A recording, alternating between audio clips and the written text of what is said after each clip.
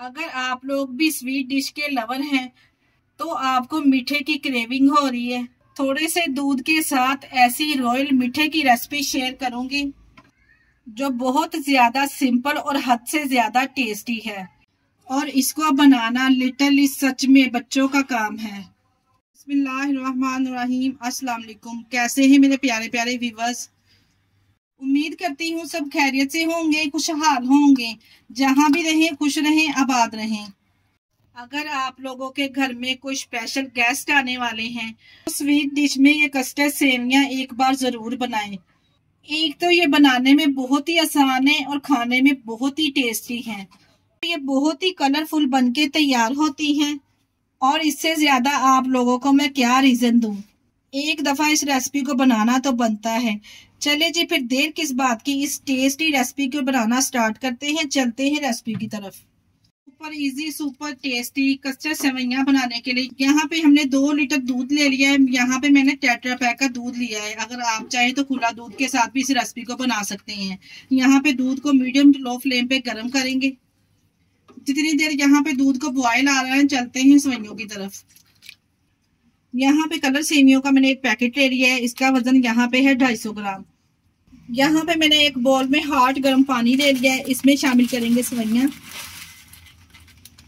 यहाँ पे full hot गर्म पानी में ना हमने सेवइयों को शामिल करना है। ये क्यों शामिल करना है, इस तरह से हम सेवइयां शामिल करेंगे ना तो आपको सेवइयों को अलग से बॉयल करने की भी जरूरत नहीं है और दूध में इनका कलर भी खराब नहीं होगा।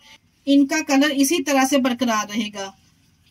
यहाँ पे देखिए जी, मीडियम फ्लेम पे मैंने दूध को अच्छे तरीके से बॉईल कर लिया है। दूध में यहाँ पे अच्छी खासी मलाई आ चुकी है। अब हमने इसी स्टेज पर जो सेवइयों को भिगो के रखा था ना वो इसमें शामिल कर देंगे। यहाँ पे मैंने तमाम सेवइयों को स्टेनर में से निकाल लिया है और इसमें शामिल कर देंगे।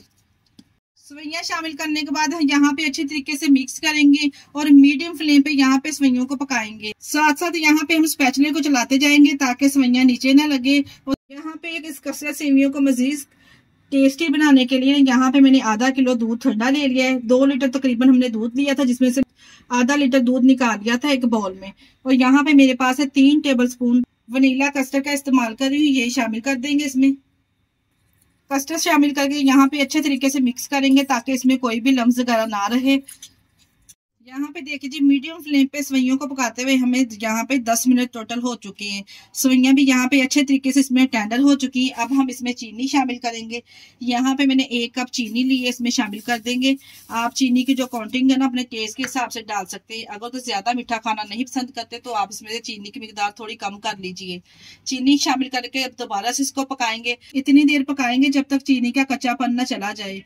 ये कस्टर्ड सेवियां इतनी लजीज बनती ना, सिर्फ आधा घंटा लगेगा आपको इसको बनाने में। अगर आपको मीठा खाने की क्रेविंग हो रही है या फिर अचानक से कोई मेहमान आ रहे हैं तो आप झटपट से किस तरह से ये सेवइयां तैयार कर सकती हैं। वीडियो को स्किप किए बगैर देखा करें ताकि वीडियो का कोई भी पार्ट आपसे मिस ना हो। यहाँ पे मीडियम फ्लेम पे जितना हम इसको पकाएंगे ना उतनी ही सेवइयां आपकी बहुत ही टेस्टी बनके तैयार होंगी। यहाँ पे देखिए चीनी भी अच्छे तरीके से इसमें पक चुकी है। अब यहाँ पे हम इसमें कस्टर्ड शामिल करेंगे।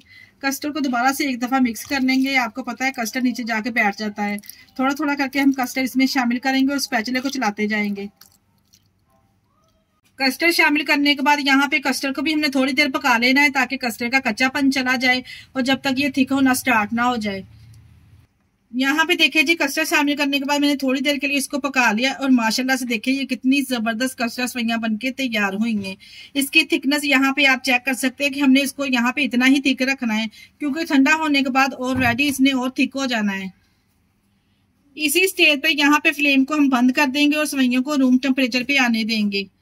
देखिए जी, यहाँ पे कस्टर्ड सेवियां रूम टेम्परेचर पे आ चुकी है ना तो आप इसमें अपनी पसंदी के ड्राई नट्स शामिल कर सकते हैं, जो कि यहाँ पे मैंने अभी नहीं शामिल किए। मैं इसको डेकोरेट करने के लिए इस्तेमाल करूंगी और यहाँ पे प्यारे से बोल में इसको डेकोरेट करेंगे। और माशाल्लाह से यहाँ पे आप कस्टर्ड सेवियों की लुक चेक करें।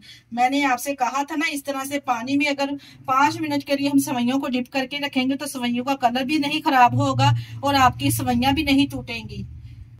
और माशाल्लाह से देखिए जी, परफेक्ट इसी तरह से बनी है। आपको सेवइयां टूटी हुई नजर नहीं आएंगी।